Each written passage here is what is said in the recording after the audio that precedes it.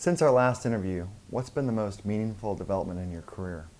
I think maybe I've got two shows that I co-produce and perform in, and I think having those as regular performance outlets, every Friday we have a show called Hot Soup, and being able to perform on that most Fridays is, and that show's sort of gained in popularity and getting bigger audiences, so that's nice.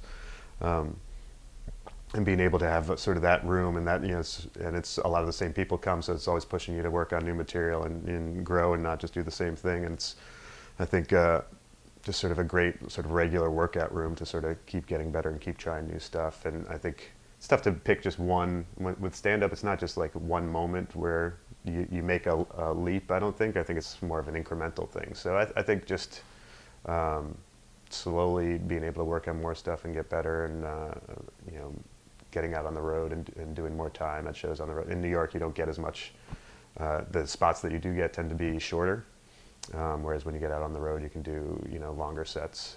So I've had some more of that this year, which is nice. I think that's a different long game versus short game is how it's called sometimes, and it's they're two different animals in a way. So it's been good to be able to have some more experience with longer sets, and when you do a longer set, you get to feel a little bit more like yourself on stage and tap into sort of an audience that really gets to know you as a person, which is tougher to do in 10 minutes. It's a lot easier when you've got a half hour or 40 minutes.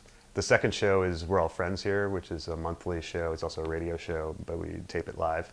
And we've actually got our third anniversary show coming up, which is a long time for a comedy show in New York.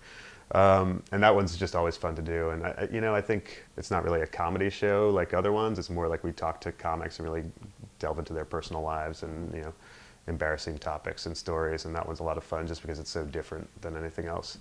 And I think we've, just each year you get a little more confident and a little more what you're doing, and it's a little less. You get a little more on autopilot in a good way.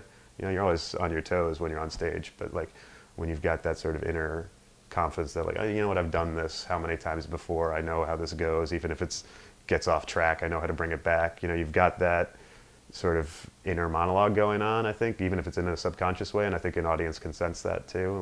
The biggest thing audiences want is confidence. Especially with comedy, if they're nervous for you, then they're not going to laugh. Being nervous is the opposite of laughter. Laughter comes from feeling comfortable and confident in the person on stage, and that they're feeling confident. So I think just the longer you do it, the more you kind of get that mindset, and that sort of lays a foundation for everything else.